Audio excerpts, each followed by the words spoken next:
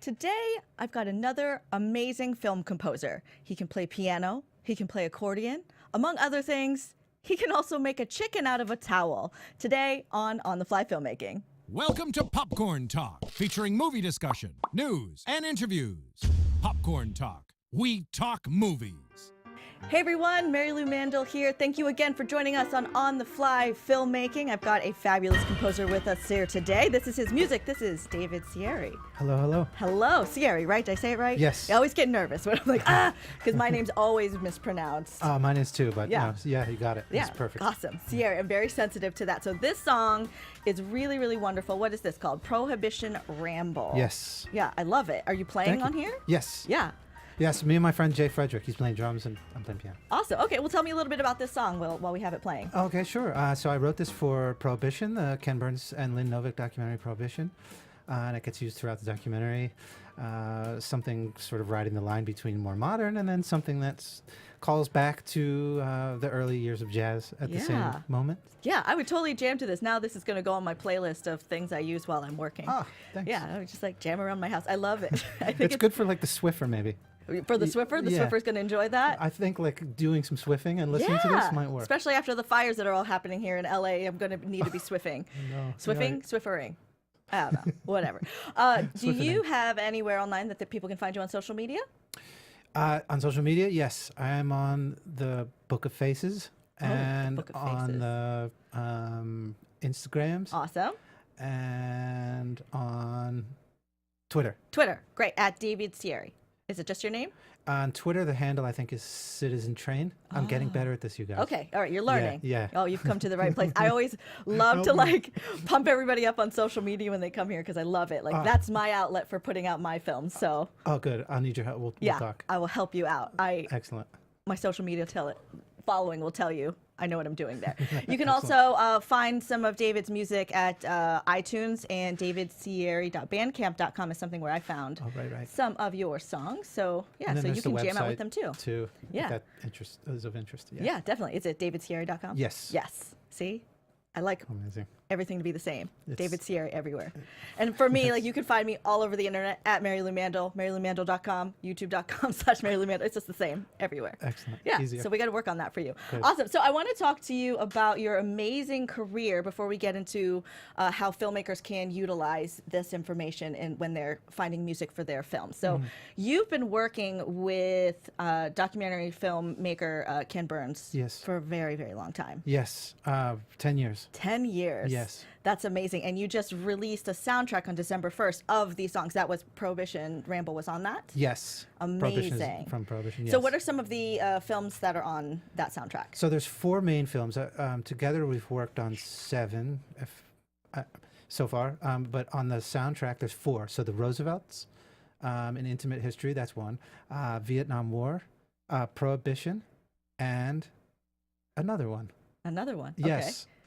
Called the National Parks. National Parks. The first I was one like, I worked got on with National them. Parks, Baseballs, Vietnam War, along with a bunch of other ones as Right, well. That's right, so great. So 10 years working with one filmmaker, Yes. or at least one production company, you can actually learn a lot and develop a lot. And I think that's really wonderful to learn. As far as our new filmmakers, is when you're developing your team, like find somebody you like and stick with them. So true. Yeah. This is a principle that the rock musicians understand. It's like they find their people, they hang together as a family throughout. But the jazz musicians they show up for the gig, they never knew who they're going to play with, and then they go home, and then it seems to be a little more disbanded. Yeah. And I love this about the rock world, is that they find their group and continue to grow with them. And that becomes their crew. And I find that a lot on film sets as well, that people they find their DP they like, their editor they like, and things like that, and then they stick with them. Right. And those are the groups that you really see excel, because they get a groove and you kind of understand each other. Now you're just not worrying about, is this new person going to fit? Is this new element going to fit? There's already so many other new things you got to worry about. Right. The things that you can stick with them. That's true. I'm so for it. Awesome. So you also, with Vietnam War, that's one of the documentaries, but that's a show, right? It's a 10-part series. Yeah, on a documentary on PBS, 18 and a half hours.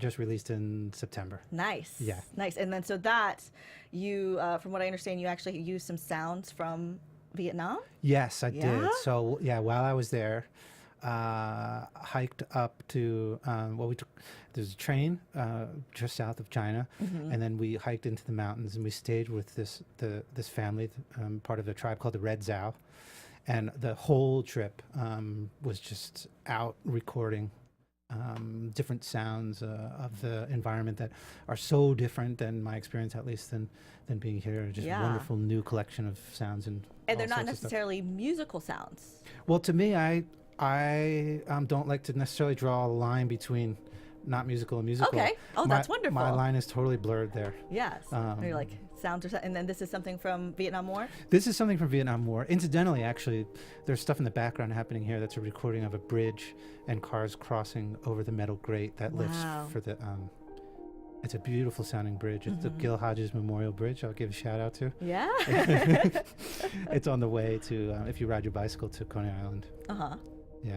That's great. And so is the bridge built to be utilized as an instrument? I don't Or think so, you but just, it's all an instrument to you. It's a choir in and of itself, that bridge. That's so great. And Yeah, it's in here. I was just in an Ojai, so the reason I asked specifically that, like, I was just in Ojai and there was an art installation that you walked under, and it created sounds, like it was connected with chimes or bells, and as you walked through it, it reacted to you. And so that was specifically made for people to walk through and make music. It was so magical. Amazing. I want to go. Let's like go. if somebody could do that on a bridge, like that would be great, or obnoxious if that's your normal commute. Yeah, right. True. Right. But yeah, definitely. Let's go on a trip to Ojai once it's not on fire anymore. Oh, right. Yeah, I but like it's that. really, really wonderful thing. We should definitely check that out. I like to. And you also did, which I think is a really cool project, is this CD called White Dust. Yes. Where there was a Pulitzer Prize winning poet, Yusuf Komunyakaa. Yeah. And you did music to Yes. his poetry. Yes. That's amazing. It was a wonderful time. Okay, so then I want to talk about how that might differ from working on a film. So, because like you're composing to dialogue essentially without a visual, right? What in your documentaries, it's visuals, not necessarily with a clear dialogue. That's true. Right? So are they different? Is your approach different? It is different because of just the way that you've described it. Because without the visual, then there's a little more room between, well, in this case, Yusuf and the musicians, to try to insinuate visual. And we have more freedom to do so without having to dance with static.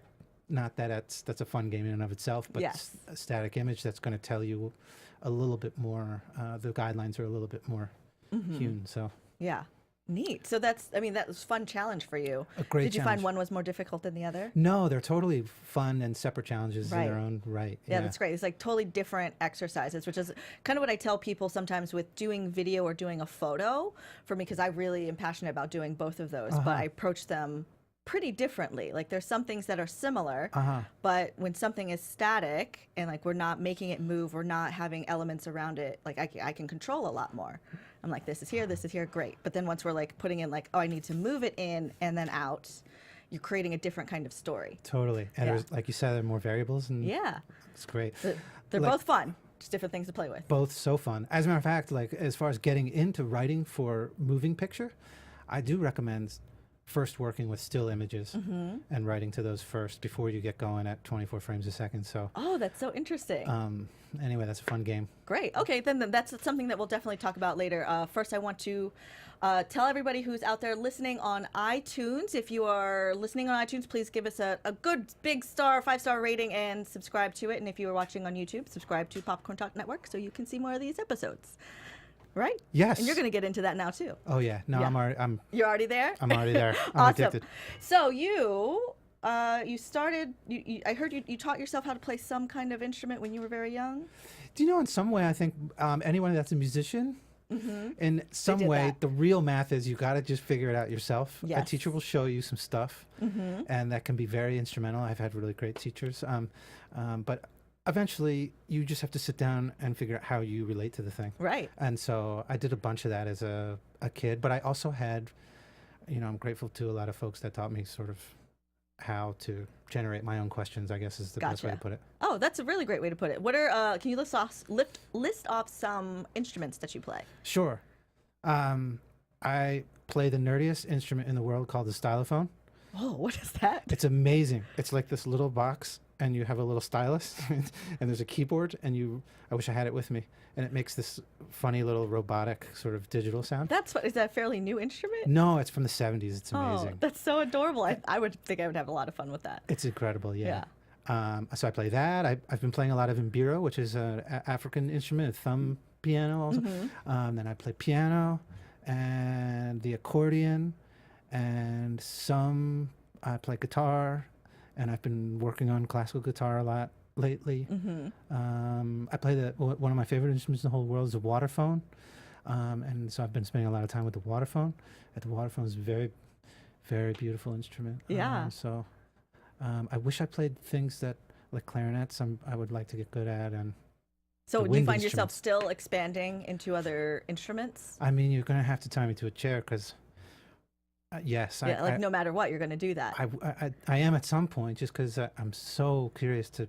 I know what it feels like to listen to, but then to actually, I'm gonna have to spend some time figuring that out. Definitely, yeah. And that's how I feel too. And I think a lot of our people at home, when they're dealing with learning about new cameras or new gear or new programs to make their films, that you just kind of get a little obsessive. Totally. I'm like, sure, I know how to use an editing program. I know how to use a handful of cameras or audio gear, but like, there's still always something that I'm like, nope, I need to learn how to fly in the air.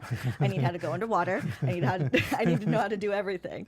And they're like, do you need another camera? I'm like, yes, because I need to know how to use it. Because like you said, you're going to have to tie me to the chair to keep me from expanding my knowledge on these things I'm passionate about. So Right. So yeah. same Awesome. same exact. So how did you get into composing? I got into composing without thinking about it really as a little kid. We were talking about this yesterday. My brothers and sisters in the basement, we had this thing, it's called the Puppet Palace. And then, so we had these puppets, and my father made this Puppet Palace that had like the lights across the top and the curtain. You pulled the thing and the curtain opened, and we would put on these shows. And the only one I could remember yesterday was this little one act about the Nixon resignation. And then there was a piano down there, and so I would play, and they would interact with the puppets and the script and all of this.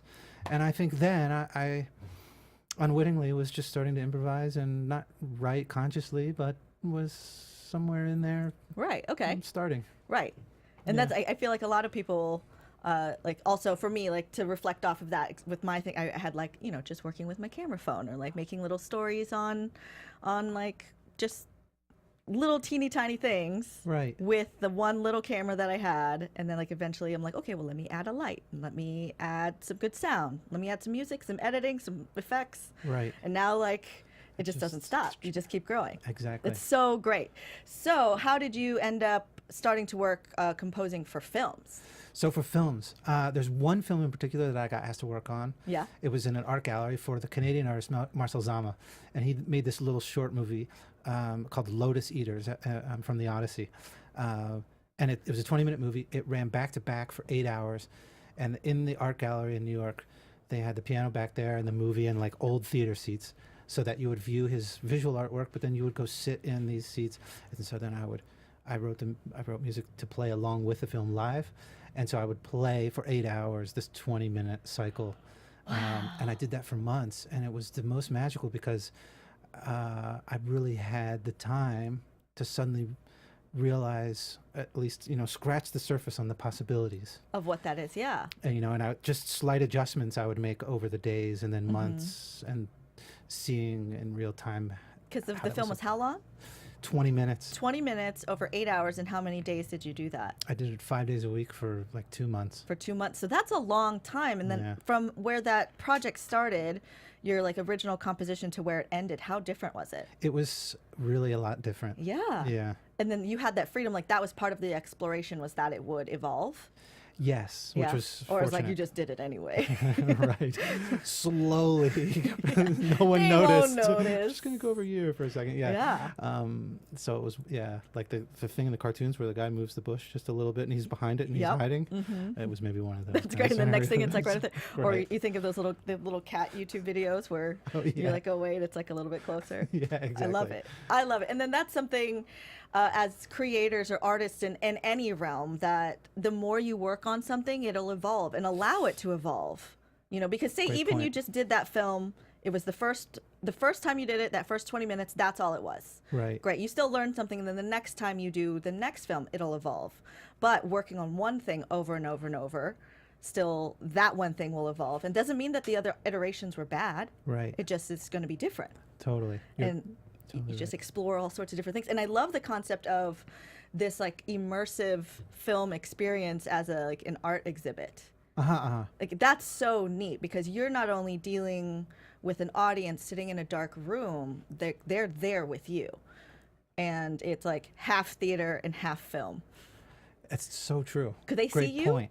They could. I mean, I was behind them. Okay. So this, but you know, if they just sort of, I was right there. You're like, hi. Yeah, right. Yeah, but you could kind of, you're taking note on how people are reacting and how the vibe feels, or you could probably even sense if a group came in and they felt one way or the other. Totally. Yeah. I was gauging all of, or trying to my best to gauge Yeah. all of that stuff. You know, I recommend, actually, I played in a hotel lobby when I first moved to New York, very strange hotel lobby. And I recommend it because it was somewhere between a live performance and being totally alone at home in a closet practicing. Wow. Because you're sort of out live, but then you're sort of not because people are there doing other things and you're sort of floating around in the background. Yeah. So you get to experiment, but you still have to be aware of. And that little tension made it more of a challenge, which I think made it more interesting. Yeah. Yeah. Okay, so then after that project, what got you into larger films? So then I started working with some friends. Like you said, you know, then you add a light. And, Yeah. you know, I had some friends with cameras. Does your friend have a camera? Can you get it? Yeah. Then they were shooting, my friends Francesco and Marika. And I started working with them. And Did you reach out to them or they reached out to you? I think it was, I forget. It was Maybe kind you of were a just like, mutual. Let's do this thing over beers. Right. Yeah. That kind of thing. Yeah, that's something that I notice a lot, and I always tell these filmmakers that are, you know, if you're not necessarily in LA, where everybody works in the industry and entertainment industry, you can always find somebody to help with this thing. But if you're, say, you're in the middle of America, you don't have those clear availabilities, but just talk about the things you're interested in doing because it might come up that somebody's like, you know what, I would want to try that. I'm with you. Yeah. Totally. Because, you know, there's probably some little like young David who's like, man, I can play all these instruments and I don't know what to do with it. Right. Yeah. But I'm completely 100% with you. As a matter of fact, Anne Bogart, a theater director who I admire to no end, and if you're listening, I hope we can work together one day. But she said, you know, fundraising isn't bad because you're out there talking about your thing, and then people are listening, and you're out there while you're talking about it, fine-tuning that, and just the outward act of doing it sort of cultivates maybe the community that you want or need, or because the people you might be sitting with in that moment, like they might not be able to help you, but it's already knocking in their mind. So if they're somewhere else and they talk to Marielou and they're like, oh, you're making a movie? I know this guy David who Exactly. like is dying to make music for something. yes, And then you link up. And so speak about the art that you want to create. Speak about it as much as you can, I'm with you. because people do care. And even if they don't care, at least it's in their mind now and they're going to think about it. So true. Yeah. I'm Yeah, with that's you. what PR people do for it. Yeah, that's awesome. Cool. So you worked with your friends on this project. Now, how was that experience? It was amazing because then it was one of the first times. So I had the thing alone and I had the accordion at this time. And then I really was experimenting with how do I make this really dark scene funny? Can I do it? Or how do I make this okay. really funny scene horrible and dark? Because is that what they were going for? I didn't, they were going for, they had their idea, but I just had the raw material to play with. And I Okay. realized, you know, if the image is a sponge, what could it take and what would it let go? And I was starting to play with That's that. such a neat analogy. If the image is a sponge, what would it take, right? Because you could throw something completely inappropriate on it and it just would not fit. Like, It won't hold, yeah. right. That's so, I've never thought about it like that. But yeah, think about that when you're making your films at home. Like, what will the image hold if it were a sponge? Right. Yeah, because you can't just toss anything on there. You can't, right? No. I mean, you can, and that could be an artistic choice to have something that is like jarring to the audience. Right. But, you know, for the essence of this, we want to tell a story. You want it to meld. Right. Yeah. Yeah, you want it to meld. I think you're right. You Yeah. want it to meld, and there's so many tricky ways to make that happen. So you're going through there. They just kind of gave you footage. You got to choose the tone for it.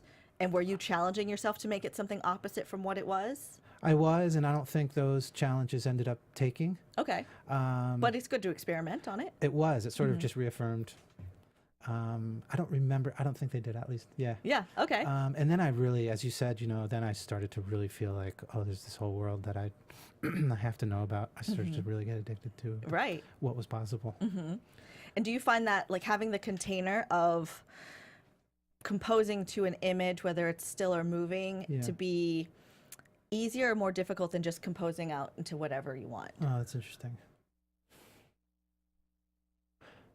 I think it's Just different challenges, I think I'm sure. it's a different challenge. Right. Yeah.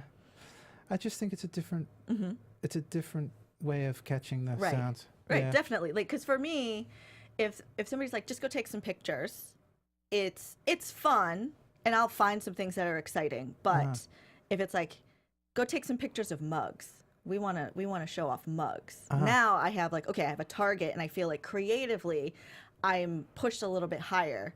Because it's like, okay, well, I can take a picture of TV, I can take a picture of light, I can whatever, but it's not cohesive. But if we're like, this is our topic, this is our movie is about this thing, then it gives me some direction, and then I can utilize that. I'm hearing you. Yeah. I'm hearing So you. they're just different things. And I think for practicing, like a lot of the times for me, when I'm practicing photo or video, like I'll just go out, like I'll just go on an exploration in downtown LA and just be like, what can I find? But as I started to do that more, I was like, okay, today you're going to find people talking. Today you're going to find street art, like just some kind of topic. Right. Which I think for our people at home who are practicing, whether they're musicians or not, like I think that can be helpful. So would you suggest for somebody learning to be a composer, find some kind of through line topic or some kind of footage to practice to? I think you're right. I think that would help. I mean, the thing that I used when I was little and continue to use always is just still images, put it up on the piano as sheet music, and play the image, Yeah, that's neat. And I've never heard any of the other composers that I've interviewed say to do that, to take an image. They might have, it didn't come up in conversations, which I think is so fascinating. For me, like not being a musician, like now I feel like I need to get the stylophone. Stylophone. I feel like that's right up my alley. I need a stylophone, and then I'm going to take my pictures and be like, we're going to make music. You do. It's going to be so great. So fun. Yeah, that's going to be my window into that. That's like the new thing that I don't know how to do yet is music. It's a very exciting time right now for you. It's such a great time. Awesome. Okay, so then how did you get working with Ken Burns? So at this strange David Lynchish hotel that I was playing at, there was no bar there. The lights were very flickery. The elevators didn't work. There were great old New Yorkers there that have been there forever. What is this hotel? Can you say? It or are was you called, allowed? Oh, okay. and it's gone now. On the Ave Hotel, not the greatest name, but on the Ave Hotel on Broadway. And I played there for 5 years, and just in the afternoons, and it was a really strange and wonderful experience. But so I took a break. I came back to the piano. There's 2 little kids at the piano. I sit down with them. So it's 30. Is my math right? Yeah. Fingers on the piano. Okay. And then this man approached me. He said, "What are you doing in New York?" I said, "I'm trying to figure out how to make music for documentaries. I want to get into this world more." And he laughed, and then he left with his family, and he left me his card, and it was Ken's editor. And then you told him you wanted to do music for documentaries? I did. It was what? Yeah, but because and it happened to be because you were out there talking about what you wanted to do. That's it. That's so great. And it hit, like somebody hit that was right. Right. That's great. Because I'm sure you told that to tons of people. Or maybe not. I'm wondering. I maybe a few for sure. And it didn't, of course. Yeah. And he left his card as Ken's editor. Ken's editor, Eric. Yeah. And 3 months later, they said, "We have a last minute request for the national parks. Can you play this Scott Joplin thing?" Which is actually on the 10 years of Films and Films. And I said, I can do the thing. So I went into the studio, I recorded it, and then I played it. And I played it, they're all up in New Hampshire. Yeah. So it was a room filled with people up in New Hampshire. And I played the recording of this Scott Joplin rag thing that I played. And the room was silent. And Eric said, man, I don't think that's going to cut it. And my heart just sank. And then the whole room sort of just burst out into laughter. So it was very, very like they're those stricken people. and then relief. They're those people that are just going to like mess with you. Yeah, it was a little haze right at the, right at top, the beginning. They're like, yeah. this is the work environment you're getting into. Welcome to the family. Right, exactly. I feel like I need to give you a high five because that's an amazing story. Oh, thanks. And I feel like that's such a win for like the folks, the creators out there, the artists out there that you know, you were on that grind at that hotel for 5 years. Yes. You know, and who knows what other kind of side hustles and the jobs beforehand and all the like the learning of instruments since you were young. But you stuck with it and you told people what you wanted and you kept hustling and you kept going at it, and what you needed came to you. And now it's burst into your career. Yes. Amazing. And now 10 years later, you have an album out of 7 films worth of music. Yes. That's amazing. I am so rude. No, This is awful. This is my own show, and I didn't know how to turn off my own phone. it's fine. The phone wants in on, you know, what we're Hello. talking about. It's not a viewer call. It's like my mom texting me. She's a fan. I don't know yet, but she might be. Yeah. So that's great. Okay. So what was it like working with them in the beginning? It was great right away. Yeah. I don't know. It was one of those matches that was, you just felt right away about. I don't know if you've had that in your experience with photography or. Yeah, sometimes, yeah. Like you're just like, this crew is right. This feels like the right next step. Right. Good. And so you dive in. And you dive in, you jump. Good. You know, and I was nervous and you just jump. And fortunately they were kind enough and patient enough, and we all got to know each other, and we grew, as you said. And, but right away I felt like I was in the right place. Good. Yeah. Okay, so then now we're 10 years later, and most recently the one you guys finished was Vietnam War? Yes, that's the last one. That was the most recent one. So that one, how's your working relationship and even personal relationships developed with them over the past decade? I mean, they've grown in both ways all the way around. Because everybody's probably grown up together. Like 10 years is a lot. I couldn't believe it when it actually came to 10 years, and then suddenly you realize, wow, it's been 10 years. Yeah. So it was a lot. And we grew a lot together. Yeah. And, you know, the getting to know one another is part of the making then too, and that reflects in the. Yeah. So. That's so great. Yeah, it's like I just hit my 10-year anniversary of moving to Los Angeles. So Okay. like LA is the longest I've ever lived in one city, and it's 10 years. Okay. And it's great. And you think like, oh man, 10 years, that's a long time, but it went by so fast because you've been learning, you've been growing, you've been developing yourself and relationships with people, and like careers and personal. Like it's great. Yeah. I'm glad you feel that way. So Yeah. this is your city. It is now. Like I can't leave now. I like Now's it my so turn. much. Yes. I did consider New York as well. Yeah. So I mean, I'm there for work a lot, and the city's very nice to me. Good. Yeah. Good. I'm glad to hear that. As it should be. As it should be. Awesome. So you been working with them for a while, Yes. doing documentary films. Have you ever done any narrative films? I've done a few. Yeah, but not a whole lot. Okay. I've Do you find they're different experiences? I do. Okay. I do because, in general terms, in the doc world, it's sort of it can be hyper analytical and rational, and the rational mind thing. Okay, yeah. With dialogue and written script. But then with the narrative thing, it's not as logically, for lack of a better way to put it, it doesn't click along logically like a doc would, where you're trying to cover a certain amount of information about something. A lot of the information, it seems like, in general terms, and my little experience with narrative is that a lot of the information is being told in some of the more subtle ways. There's no narrator sort of taking you along to each place. Yes. The actors have to do that not only with their lines, but with a lot of other stuff too. Body language and things we can't. Yeah. So do you find describe. that the music is more or less important in one or the other? I don't think it's more or less important. No. Yeah. Yeah. Yeah, because I always think like the music is so, especially since it's something so foreign to me. Like I can understand image, I understand editing, I understand dialogue, but like music, I'm like, okay, just put something on it, and just like I just hope that it fits. You know, like it's so hard for me to kind of visualize like, oh, this kind of thing would work here, because that's the newest thing for me in my levels of learning about filmmaking. And yeah, so like when I hear about what you're talking about of like what clicks and what doesn't, I was like, that's so fascinating because that's so new to me. Oh, that's interesting. Yeah, Well, especially creating something from scratch. Like I could not at this point imagine that. Like giving my footage to somebody. Like I'm always finding tracks and kind of tossing it on. And I'm like, all right, I guess this will do. this kind of is in the world. Yeah. Yes. But like I would love to eventually work with like a composer to like create from scratch some music, because I think it'd be a totally different experience. Like how much are you working with a director on making these music? these songs? Yeah, a good deal. Well, not necessarily with the director, but with the editors a lot. Okay. And then with the director a little bit later on. But what's cool is, and maybe this will be a way in for you, I wonder. Yeah. And you're just as a side note, vice versa, you're going to have to help me out with image too, Yeah. because, I tend to understand the music side better. Yeah. But, so from the script level, at least with Florentine, one of the beautiful things with them is that you start getting to work on the script level. So you don't have any image. You only have just things that are, Oh, you okay. have just rough script. And to get in on that level is great, because then the music has a chance to influence the images once they're up. Mm-hmm.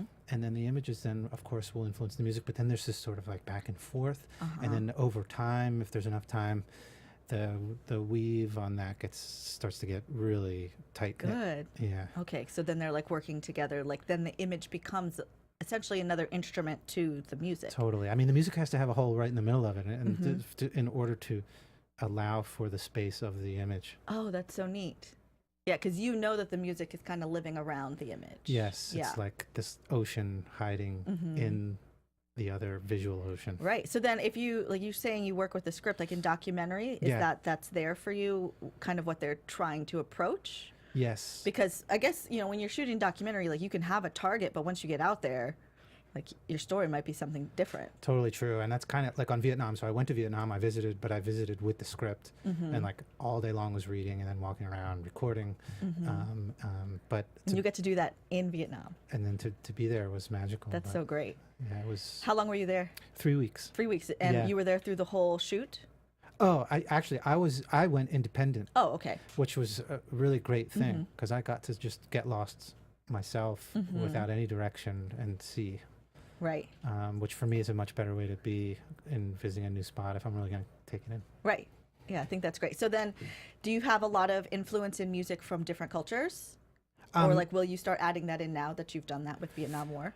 I have I've tried to expose myself to as much as possible. I consider myself a non-sectarian musician, in that I love to take from the good stuff wherever it comes from and let it infuse itself into my music. So in that way it's working more impressionistically. So to a purist, perhaps that's going to be tough. But for how I like to create, I like to, it's more of like a buffet, Right. Definitely. So then you, so much of what we've talked about, so much are things that you've worked with somebody else, like taking somebody else's work and you meld it together. Are you doing anything now on your own as a musician? Right now, as far as just music that I'm writing, yeah. I'm working on this, his last name is Abe, a Japanese photographer. Okay. He took, you probably know about this. He took pictures of Mount Fuji and cloud formations over Mount Fuji. Okay. Yeah, that sounds familiar. And it's from the 30s. Yeah. Yeah. And it's a huge book. And it's just the name and the date, just the dates, 1931 and August 4th. And then the and images. at the cloud formation. And I'm working on writing string quartet music for, like, I'm trying to pick 10 or 12 that I really like. So that's a thing I'm working on. And that's something that you're just doing on your own. Just questions I have. That's yeah. the stuff that you can put on Instagram. Oh, right. I'm telling Help you. me out.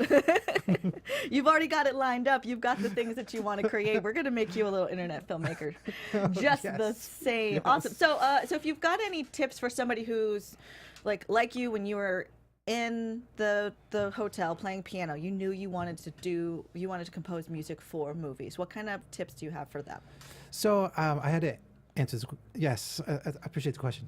I think the biggest tip that I can offer is to find a place with cheap rent. Yeah. Yeah, so that you don't have to worry about getting a job that's going to eat all of your time to pay for, and learn to live really cheaply, but like a queen or a king. Yeah. Because it's possible. Yeah. And there's so much, especially in New York, and I'm sure in LA, I don't know as much, no money fun to be had. Yeah. So I as I said yesterday, it's not that I was poor, I just didn't have any money. Yeah. But I was with the thing that I loved. So I think cheap rent's the big one. That's Yeah. my first word of advice. Yeah, I've definitely heard that before, of just live as cheaply as you can as you hone your craft. Right. Because there are tons of free things that you can do. And also, like, work with what you've got already. You know, like lower your living expenses as much as possible, work with what you already have on hand, and then you probably can grow your like your instruments or your gear. Like what did you start with when you were learning? Like say when you were living in this cheap rent place, like what were you working with to grow your talent? Yes. So I mean, there's pianos on what's it called? Craigslist. Yeah. And they're free because people just don't want to deal with them anymore. As soon as I moved to New York, I went on Craigslist, found a free piano a block away, and wheeled it down the street and into the apartment. Yeah, did and you have it carried upstairs? And with friends, and that's a thing that is very scary to this day to think about because we shouldn't have been doing that. Nope. And it was a very small room. I had a bed and a piano, and I felt so alive. Yeah, you know, it was you lived just, that artist life. It was a beautiful. And you'd go to your hotel piano job. Yeah, and then at night I'd play, and you know, New York's great, and LA I'm sure is like this too, because there's a lot of chance for accidents to meet folks, especially like you said if you're talking about things, because it's a city that you walk and you bump into people. Yeah. And a lot of chance for accident, which is great in New York. That's something I really love about New York. I don't find that as much in LA because you're always in your car. Oh, right. Yeah, but every time that I go to New York, I do love the fact that like anywhere you can meet any kind of person doing anything. Like I've talked to so many strangers in New York and had like wonderful conversations. Yeah. Where in LA it's just a little bit more difficult. Like you can get into some kind of like if you're going to a social event, it's usually for some kind of topic. So it's not as accidental. And it does feel like everybody wants to know what everybody's doing and get connected. But I think that the accidental connection's a little bit more difficult. I'm hearing you. I'm hearing you. But I might try to go to more happy hours. I don't know. Like I feel like it's possible. Karaoke, yeah. Yeah, and hang out in coffee shops. Like there's always Totally. people working on their computers, but then you know, kind of don't want to bother them. But that's a great point too, because then the opportunities for eavesdropping in a city like New York are beautiful too. Yeah. And you know, it just stays you from the inbreeding of ideas can be dangerous. Yeah. So when you're around a lot of free radical elements, It's great. it keeps creativity so alive. Yeah, it just keeps the air flowing Right. in your creativity. Exactly. That's awesome. Do you have any tips just for people who are creative folks, not necessarily musicians, but like aside from the living cheap and chasing your dreams? Yeah, any yeah. kind of more, I'm not sure, any other kind of tips that come to mind that you might want to give to, I just want to be an artist. What do I do? Yeah. Sustain an attack on the thing that you love. Turn down the volume on what the rest of the world thinks you are and what you should be, and turn up the volume on your own sense of purpose and self, and turn up the volume on the things that give you meaning and give your life meaning. Yeah. And hold those tightly. And you know, even if, as Vonnegut said, you know, even if you write a lousy poem, you still feel like you did something. Just the act of creating is good for us. Yes. And if in your work, we can get past good or bad, and we're just feeding our blood and cells and lifeblood and spirit, that's a great, great payment all by itself, which can be hard sometimes. But if you can ride that nerve, Yeah. of insecurity, I guess, for a while. I mean, maybe a while is 25 years. I don't know. Yeah. That it will make for a beautiful life. Yeah. You get it out there, it might feed somebody else. This is something that I always talk with people about in pursuing their creative passions, whatever they may be, is that whatever you're holding on to, it's not worth it for you to hold on to it because it's not going to do anything. But put it out there in the world, and one person might see it. And they'll be like, you know what, today I'm not going to jump off a cliff, you know, because that was so beautiful or so touching or so funny that you're like, life is not that bad. Right. Let's go back and keep on pushing. But if you hold on to it, then it does nothing except fester within you and make you feel a little bit resentful towards your little artist. It just wants to go out there and talk to people. It wants to fly. It wants to fly. Let it fly. Let And it fly. I get the struggle. The struggle is so hard. So like it sounds like you kind of understand that as an artist, the insecurity part. Oh, You know, like, absolutely. everybody feels it, and I feel like most people don't ever want to talk about it. Oh, I'm ready you to go Right? there. We're like, let's hide from this insecurity thing. Like as filmmakers, photographers, musicians, everything. Like we're like, I have something creative to put out in the world, but like, what if they don't like it? Right? Yeah. How do you find yourself coping with things like that? I stick to what I feel like is the right grouping of sounds that I want to make and how I want to hear them. Yeah. And it's totally okay if some of the world likes it and doesn't. As a matter of fact, I'm not a musician. I don't know if you feel this way about your photography. I'm curious, but like, I'm not a musician that feels like I want to move 100 people all the same way at once. That feels like a dictator to me. Yeah. I'm a musician that wants to put stuff in the way, and at the end of the thing, I want people to have to deal with stuff. I would love to see heads sort of shaking no and shaking yes. Yeah. And to be confused maybe about having to deal with stuff and challenges that I'm trying to, James Joyce said something about potential, the potential art form, the one that moves everyone at once, but then the static one where roadblocks are dealt and audiences have to deal. Oh, that's interesting. Explain the roadblock thing to me, because I don't think I quite understand. Like not feeding your audience a thing that they you are sure that they're going to want to hear. Oh, okay. And challenging their assumptions and taking them to places that are new, and not taking them out of comfort places, because, as you know, of course, I mean, art is a safe way to understand ourselves, even the real horrible and terrible sides, and so if an artist can bring us there and challenge us and make us work to meet the thing at least halfway, right, instead of just sitting back and having this wash of beauty wash over us and we feel so great. Yes. Maybe there's something more substantial and meaningful by the roadblocks, the challenges placed, challenging assumptions, challenging preconceived notions. Yeah, definitely. That makes me think of it. So early in me learning how to use cameras, I was like, I'm going to do a daily vlog just because I want to learn how to do this and do it fast. Yes. So the more that I like, are you familiar with what a vlog is? No. Okay, so it's like a thing that's on YouTube where you go around all day and you're like, this is my day. You film your day, and then you like cut it together into this 3 to 5 minute basically reality show of your day that you film yourself. Right? And you can go all sorts of way with this, and it's like a way of making quick stories. So my challenge was, okay, I'm getting footage all day, and then at the end of the day, I have to find the story that fits into 3 to 5 minutes based off of me going to the airport or whatever like rando thing I was doing that day. So cool. Right? So it was really fun, but then I found myself, whatever day that was, because I gave myself a challenge, I was like, you're going to film this every day, no matter how you're feeling. You have to do this. So some days you're on a high and some days you were low. So the days that I was low, that's when I got the most response. Because people are like, great, like we see these things that are like fun and like exciting, but like when we actually saw you being real, it made me realize I'm not alone in feeling these fears. Because I would talk about how I was scared, like this project is scary because I have to do this every day. I can't just say, no, I don't feel like it today because I've committed to this project. Beautiful. And that is, I feel, Totally. kind of what you're talking about. Is like, not everything that you put out's beautiful and happy and joyous. You're challenging people. Yes. People were like, oh, like I did a live stream because I wanted to do a challenge of telling people to take one photo that made them happy and post it online, because everything's going crazy online, right, or in the world. And all you see online is like negative, negative, negative. And I was like, okay, let's break it up a little bit with some happy. I was like, picture yourself happy. One photo of something that makes you happy. It's a flower, it's a CD, it's a light, whatever, your kids.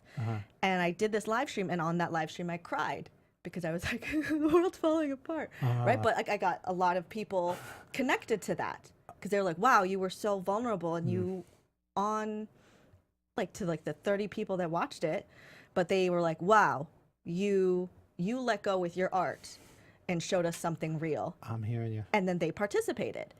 And that's really great, I think, with your art. It's like, let yourself be a little bit vulnerable. Let the scars show. Because that, I always think of when anytime I release something, it maybe gets no views. Nobody sees it. But I just hope that there's that one person that didn't speak up, that it affected them. I'm hearing you. One way or the other. I'm hearing you. Because not everybody comments or calls you up and says, hey, that was great. Right. There's the one person who's sitting at home and they're like, oh, yeah. Right. They're not going to say anything, but maybe it did something for them. Right. Totally. Yeah. That sounds very similar. You're right. Yeah. So hearing like, you. that's neat. Like, challenge people. It doesn't always have to be happy, pretty, smiley faces. No. But sometimes that's fun too. Oh, definitely. Yeah. Yeah. The range. Yes. Yeah. Awesome. Well, thank you so much for joining me. Do you have I anything appreciate else you want to having say to the artists at home and filmmakers, musicians that are looking to create in the world? Yeah. Just keep going, you guys. And look up. Yeah. Yeah. Look up. Look up. Yeah. Go do the thing. Yeah. Be as awake as you can and be here for it and be vulnerable. Yeah. Be vulnerable and then also tell people what you want to do because that's how it. connections happen. You're right. Yes. Awesome. Thank you for having so me. much for sharing your stories. Make sure you look up David Cieri all over the internet. He's got a few different social media handles. Yes. But you can go to his website, davidcieri.com. Yes. Make sure you get the album, which is called Notes from the _ 10 Years with Florentine Films. That's it. Yeah, I love that. Awesome. Make sure you guys check it out. You can find me all over the internet at Marielou Mandl. We will find you next time here on The Fly Filmmaking. From producers Maria Menounos, Kevin Undergaro, Phil Svitek, and the entire Popcorn Talk Network, we would like to thank you for tuning in. For questions or comments, be sure to visit popcorntalk.com. I'm Sir Richard Wentworth, and this has been a presentation of the Popcorn Talk Network. Views expressed herein are those of the hosts only and do not necessarily reflect the views of the Popcorn Talk Network or its owners or principals.